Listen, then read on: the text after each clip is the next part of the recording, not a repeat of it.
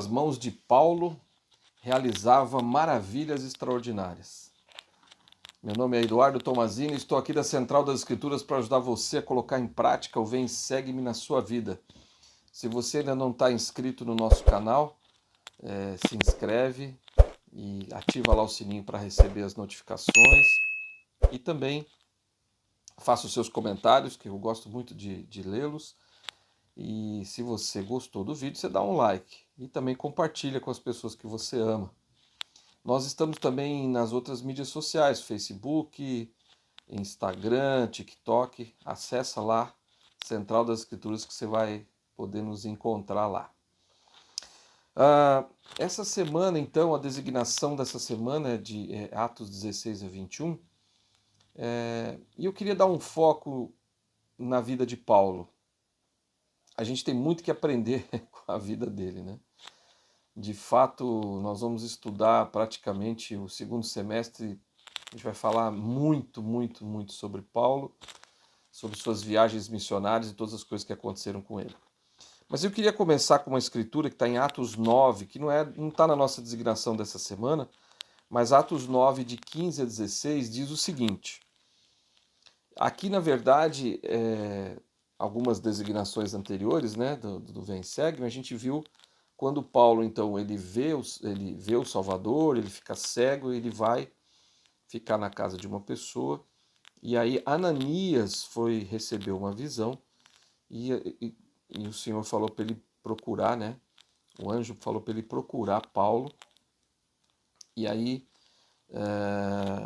Ananias questiona, né, o Senhor, né, e fala, mas Senhor, como que eu vou...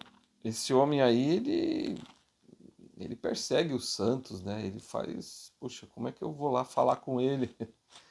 E aí o Senhor disse o seguinte, olha só, versículos 15 e 16. Disse-lhe, porém, o Senhor, vai, porque este é para mim vaso escolhido, para levar o meu nome diante dos gentios e dos reis e dos filhos de Israel, porque eu lhe mostrarei quanto deve padecer pelo meu nome.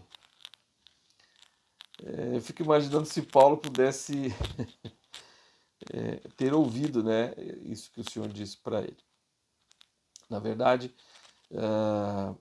o que o Senhor fala aqui, né, para Ananias é profetizando, né, o que aconteceria com ele no futuro. E realmente Paulo teve muitas provações, muitas dificuldades. Ele passou por coisas que a gente vai falar algumas delas nessa designação dessa semana. Tem algumas situações bem difíceis que Paulo passou. E vamos falar um pouquinho disso. Então ele realmente padeceu pelo nome do Salvador. Mas não que isso fosse um castigo, né? Às vezes a gente olha assim, lê e fala, nossa, então porque ele perseguiu os santos, o Senhor vai castigar ele e vai fazer com que ele sofra também. Bom, na minha interpretação pessoal, não vejo dessa maneira. Pode ser que você tenha uma outra impressão a respeito disso. Eu consigo interpretar a maneira como eu consigo enxergar isso é que, na verdade, o Senhor estava só profetizando o que iria acontecer com ele. Ele ia passar por muitas dificuldades, mas ele iria aceitar o Salvador, ia pregar o Evangelho e ia padecer muitas provações. Entretanto, muitas bênçãos também viriam na vida de Paulo. E às vezes a gente foca muito nos problemas que aconteceram com Paulo, a gente foca muito nas tristezas que ele passou, nas dificuldades, nos açoites, né? Ele apanhou muito. Enfim, ele teve várias, a gente vai falar algumas delas aqui hoje. Mas o que eu quero dizer é que a gente às vezes foca demais nisso. E Paulo ele não focava nisso, ele não estava tão preocupado com as provações e as dificuldades que ele passava, mas com o fato de poder ser uma testemunha do Salvador e trazer almas a Cristo. Esse era o foco dele. O foco dele era nas bênçãos. O foco dele era nos milagres. O foco dele era em poder acessar, né, ter um acesso ampliado ao poder do Salvador. É isso que a gente precisa aprender na nossa vida, né? Não colocar, ficar sempre focado nos problemas, nas dificuldades, porque todos nós temos. Você tem, eu tenho e todo mundo tem. E não há pessoa na face da terra que nasceu aqui que não tenha tido provações e que, se não, quer dizer, já teve e ainda vai ter outras. E a gente está sempre passando por elas. E elas são necessárias para o nosso aperfeiçoamento. Então, vamos falar um pouquinho de algumas coisas que aconteceram com Paulo nessa, né, na designação dessa semana, e a gente vai falar de outras escrituras também. Em Atos 16, por exemplo, que é o primeiro capítulo da designação, aconteceu o seguinte, versículos 22 a 26. E a multidão se levantou juntamente contra eles, e os magistrados, rasgando-lhes as vestes, mandaram açoitá-los com varas. Era Paulo e Silas, né, que estavam lá pregando, e eles foram presos. E aqui eles disseram que rasgaram as roupas deles e bateram neles. Havendo-lhes dado muitos açoites, os lançaram na prisão, mandando ao carcereiro que os guardasse com segurança. O qual, tendo recebido tal ordem, os lançou no cárcere mais interior, quer dizer, foi lá no fundo, no pior lugar, né? E lhes segurou os pés no tronco, quer dizer, eles foram não só presos numa cadeia, né, com grades, mas também foram amarrados os pés num tronco. E perto da meia-noite, Paulo e Silas oravam e cantavam hinos a Deus. E os outros presos os escutavam à meia-noite. Mas como o preso, né, dorme durante o dia, né, provavelmente eles não estavam tão cansados, não. E aí Paulo e Silas então oravam e cantavam hinos e os outros presos estavam escutando. E de repente, no versículo 26, sobreveio um tão grande terremoto que os alicerces do cárcere se moveram. E logo se abriram todas as portas e se soltaram as prisões de todos. Não vou contar toda a história, você deve ter lido aí na designação dessa semana. O carcereiro acabou quando a prisão ruiu lá, enfim, o carcereiro sobreviveu e aí ele é convertido, né? Ele se converte, Paulo batiza ele, a família dele toda, e todo mundo ali se converteu da família do carcereiro. Mas o interessante dessa passagem olha só a visão de Paulo, a visão que a gente deve ter das dificuldades da vida. Ele estava preso, primeiro ele tinha apanhado, ele apanhou bastante, ele e o Silas, e aí eles estavam presos numa cela e ainda estavam amarrados num tronco. E eles estavam cantando hinos e orando ao Senhor. Quantos de nós faria isso? Eu fiquei imaginando eu no lugar.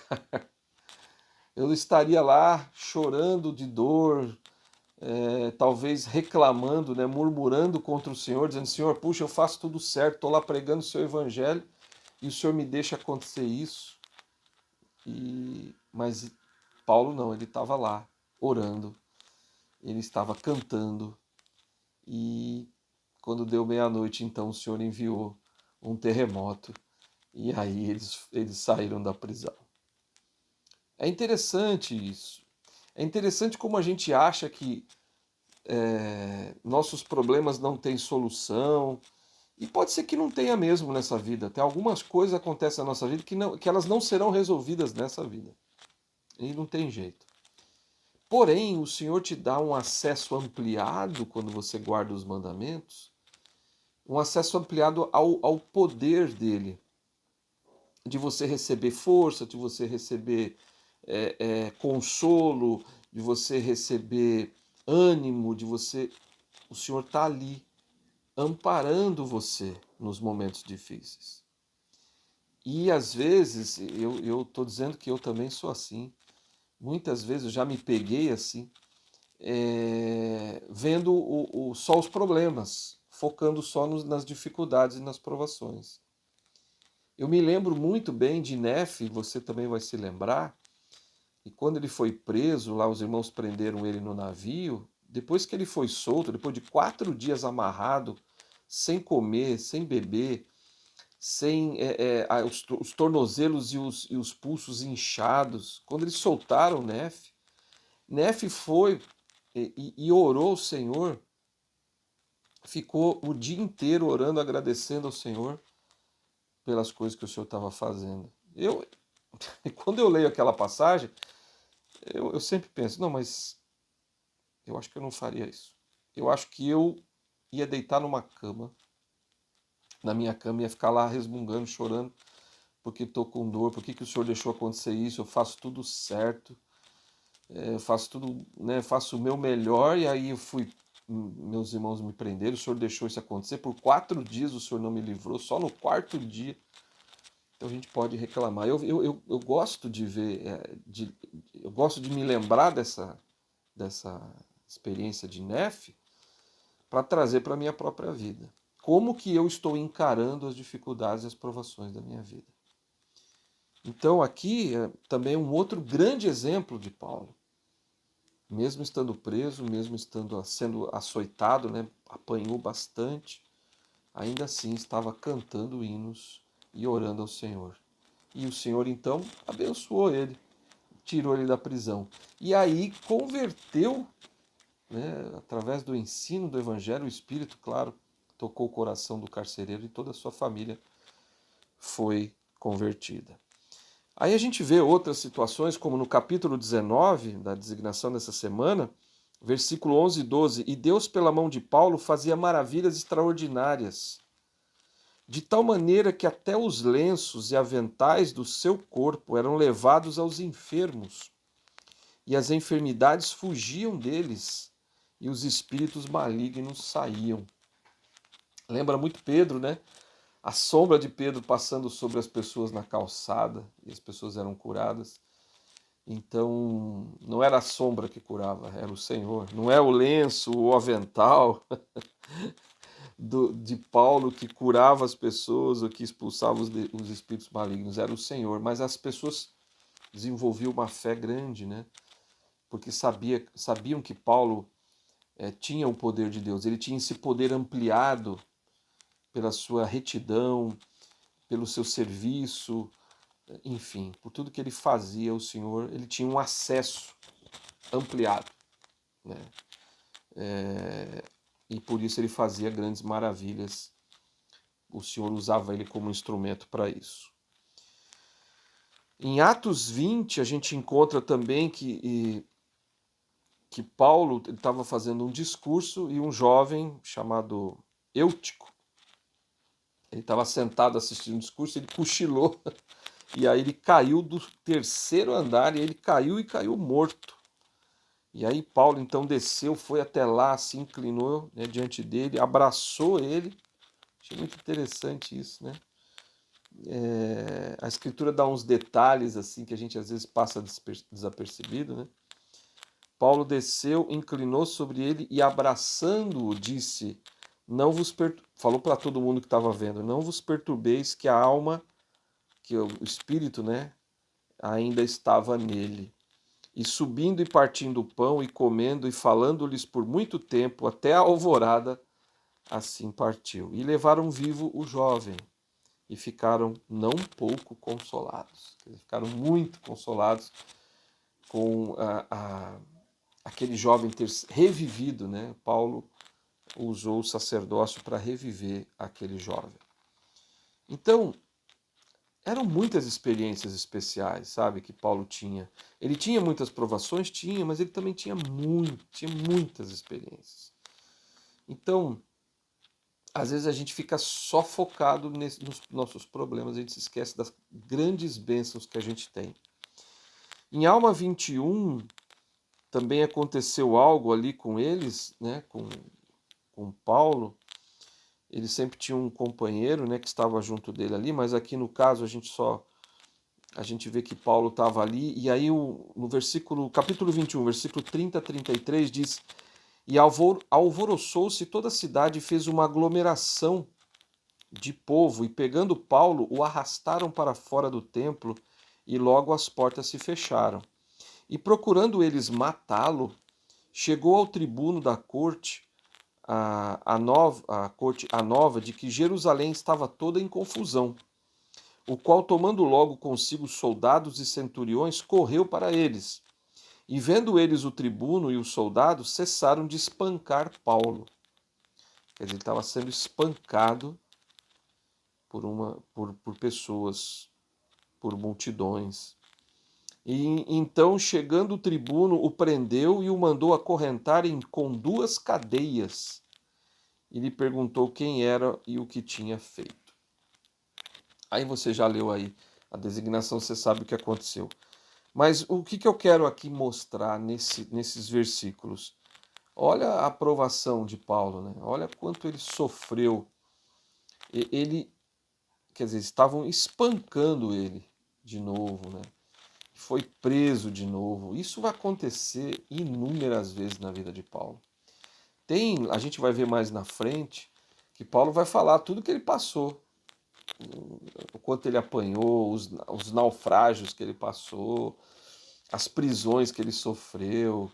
Tentaram matar ele muitas vezes, né? E a gente vai ver aqui agora no capítulo 14, a gente adiantando um pouquinho, né, da designação da semana passada,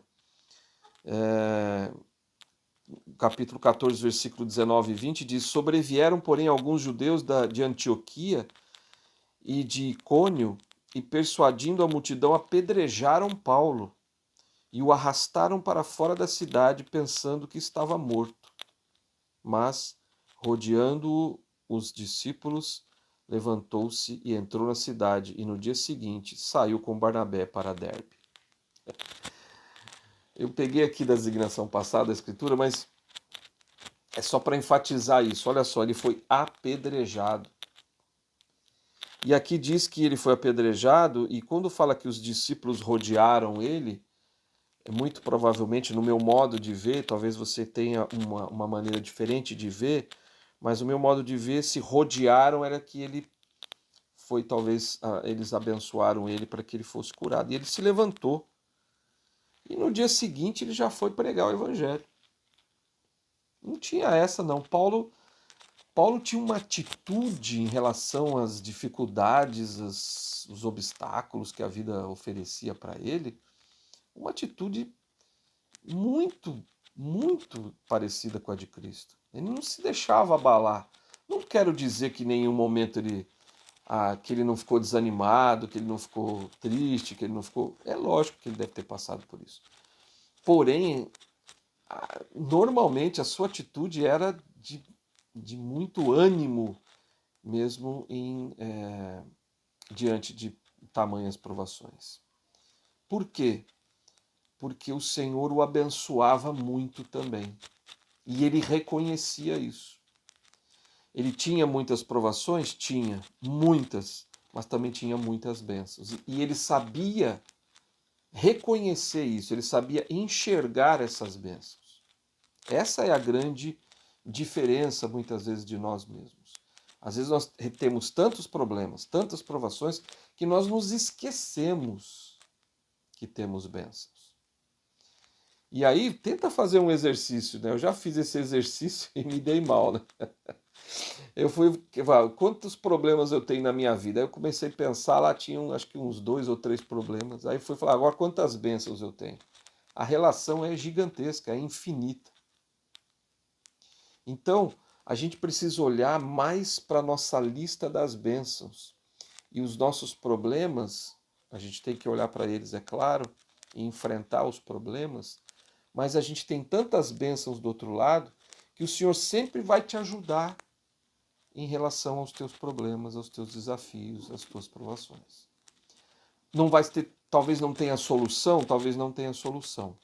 Nem nessa vida, talvez não tenha. Mas ele vai te dar força, ele vai te dar ânimo, ele vai te dar coragem, ele vai te dar consolo diante daquela dificuldade que não tem jeito de resolver. Pelo menos ele não quer que seja resolvido nesse momento, para que você talvez, e as pessoas que estejam ao teu redor possam aprender alguma coisa, possam se desenvolver, possam crescer. Tudo tem um propósito.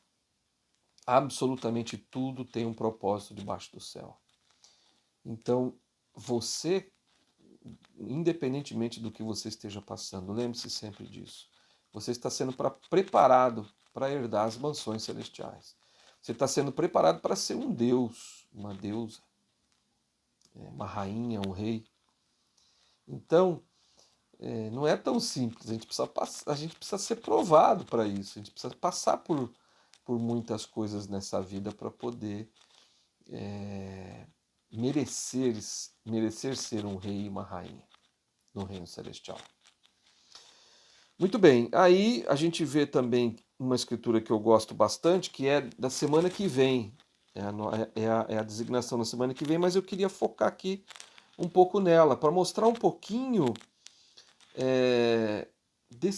dessas bênçãos que Paulo tinha também, porque a gente só fica olhando as dificuldades dele, mas aqui em Atos 22, 11 diz, e na noite seguinte o Senhor apresentou-se-lhe e disse, Paulo, tem bom ânimo, porque como de mim testificasse em Jerusalém, assim te é necessário testificar também em Roma. É muito provável, quando o Senhor está dizendo aqui, tem bom ânimo, né? No meu modo de enxergar essa escritura, para mim especificamente, mostra que ele estava talvez um pouquinho desanimado. E mostrou para mim, quando eu estou desanimado, olha o que o Senhor pode dizer para você, né? Tem bom ânimo. Tenha bom ânimo. Estou aqui com você. Não desanima não. Eu estou com você. E o Senhor sempre estará com você. Quando você vive os mandamentos, quando você vive os convênios que você fez no templo, o Senhor vai estar sempre com você. E eu queria pegar uns trechos de um discurso do presidente Nelson, de outubro de 22, de outubro do ano passado. É meio que recente, né, esse discurso. É um discurso muito poderoso e eu incentivo você a lê-lo com bastante cuidado, porque tem algumas mensagens muito fortes nesse discurso. Eu, ao ler o discurso, fui muito tocado e palavras e frases ali que o presidente Nelson disse, eu via como que o Senhor falando isso para mim diretamente. Isso pode acontecer com você. Então eu sugiro que você leia com espírito de oração, em espírito de oração, e possa também ter experiências espirituais com esse discurso. Mas eu queria citar alguns pequenos trechos aqui. Ele disse assim, porém, meus queridos irmãos e irmãs, muitas coisas maravilhosas acontecerão. Nos dias que estão por vir, veremos as mais grandiosas manifestações do poder do Salvador que o mundo já viu. Olha que legal. Então ele está profetizando isso.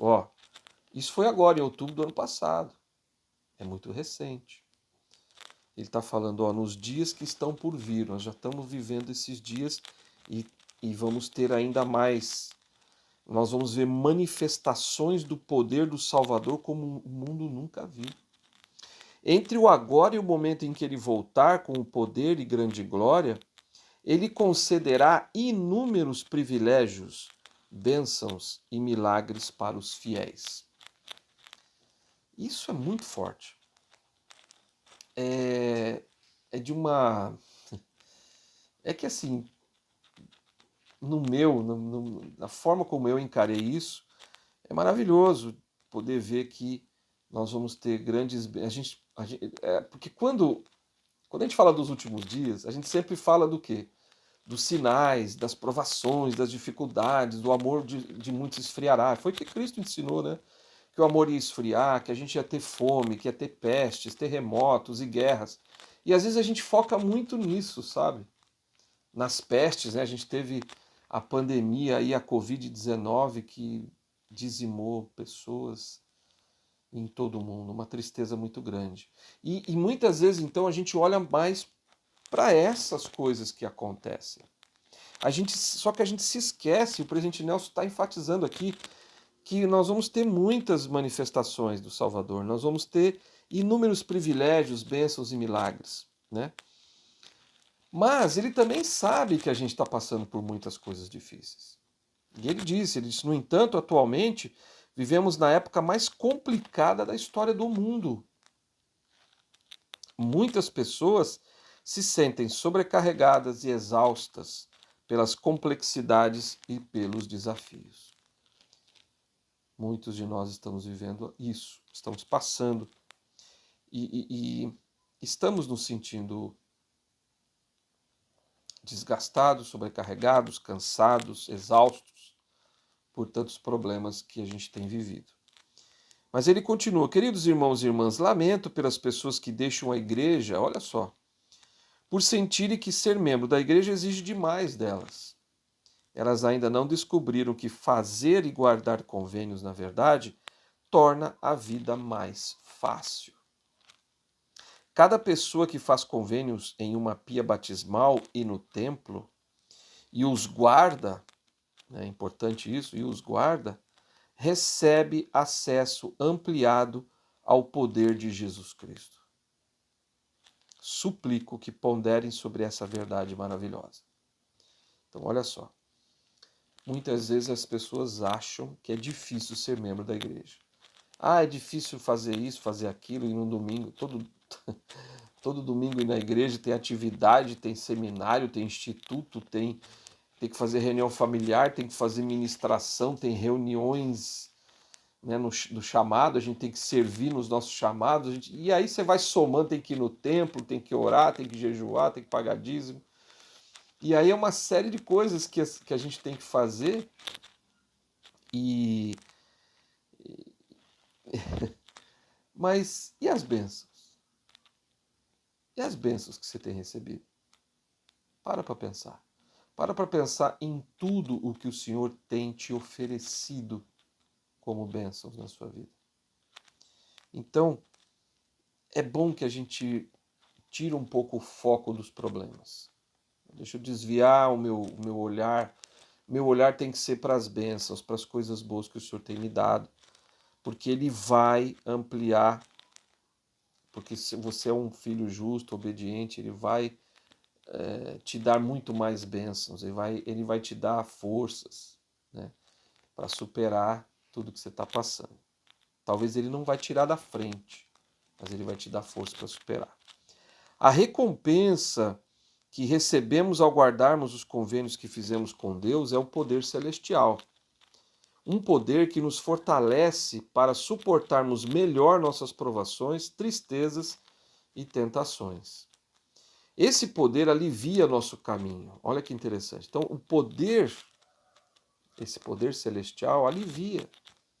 Então, muita gente fala, não, é muito difícil ser membro da igreja. E, de fato, eu acho que é difícil. Porém, é muito mais fácil, como disse o presidente Nelson, ser membro da igreja, porque você tem acesso a muitas bênçãos também. Acesso a bênçãos que as pessoas lá fora do mundo não têm. Não se esqueça disso.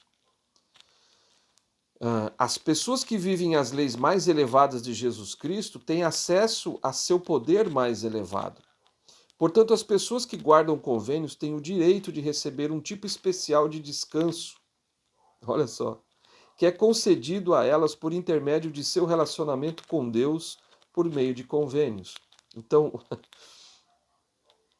as pessoas que guardam os convênios, ele está dizendo que tem o direito de receber um tipo especial de descanso. E de fato é verdade. Muitas vezes a gente chega já aconteceu isso comigo, provavelmente aconteceu com você. Você chega em casa cansado, abatido ali pelo dia, pelas provações. Foi um dia difícil, né? E aí você dorme, no dia seguinte você está com o ânimo redobrado.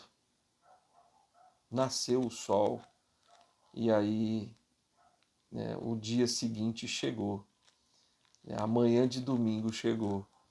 E aí então você consegue desfrutar desse descanso especial que todos os membros da igreja têm ao guardar os mandamentos. Então, essas bênçãos claro que elas estão vinculadas à obediência, né? Mas eu queria também citar aqui duas escrituras que eu gosto muito. Uma que está em Alma 8, 14 e 15, que diz assim: E aconteceu que enquanto Alma, né? Enquanto se dirigia para lá, estando abatido de tristeza, a alma estava abatido de tristeza, passando por muitas tribulações e angústias, por causa da iniquidade do povo que se achava na cidade de Amonia, aconteceu que enquanto o alma estava assim, abatido de pesar, olha só, ele estava abatido de tristeza, passando por tribulações e angústias, e abatido de pesar, eis que lhe apareceu um anjo do Senhor, dizendo: Olha o que o anjo diz, e claro que o anjo está dizendo as palavras de Cristo para a alma, né? As palavras do nosso Pai Celestial. Bendito és tu, alma. Levanta, portanto, a cabeça e alegra-te, pois tens grandes motivos para te alegrares. Quando eu li essa escritura, quando eu leio essa escritura, né, que a gente lê, acaba lendo muitas vezes o livro de Mórmon, quando eu leio essa escritura, eu paro para pensar um pouquinho, sabe, nas dificuldades que eu tenho, nos meus problemas, os meus desafios, e o Senhor está dizendo para mim: levanta a cabeça, se alegra. Você tem muitos, muitos não, ele está dizendo aqui grandes, você tem grandes motivos para se alegrar. Para de olhar os problemas, para de olhar só os desafios, as dificuldades, para de se afundar na tristeza, na angústia. Levanta a cabeça, se anima, busca do Senhor forças que Ele, só Ele pode dar a você. E você vai alcançar isso, eu tenho certeza. Tem uma escritura em Doutrina e Convênios 61, 36 que diz o seguinte: E agora em verdade vos digo, eu o digo a um e digo a todos, tende bom ânimo, filhinhos, pois estou no vosso meio e não vos desampararei. Olha que promessa grandiosa que a gente nunca pode se esquecer. O Senhor sempre está no nosso meio. O Senhor sempre vai nos amparar. Ele nunca vai nos deixar. Nós podemos deixar Ele com as nossas atitudes, com os nossos pensamentos, mas com as nossas palavras. Mas Ele nunca nos deixa. Ele está sempre pronto a nos amparar nas dificuldades. Então, vamos olhar mais para as bênçãos. Vamos olhar mais para tudo que o Senhor tem feito de bom na nossa vida. Na verdade, tudo é bom, mesmo as provações elas são boas para nos purificar, nos ajustar, né, àquilo que o Senhor espera de nós. Todas as coisas são boas, mas a gente às vezes enxerga, a gente fica olhando para aquilo que é ruim e isso atrapalha a nossa vida espiritual. Passa a olhar as coisas como o Senhor quer que a gente olhe. E eu vou repetir aqui as coisas que o anjo disse para a alma, que é o que o Senhor está dizendo para você, que você está me ouvindo agora. Olha só. Levanta, portanto, a cabeça e alegra-te, pois tem grandes motivos para te alegrares. Te vejo no próximo vídeo.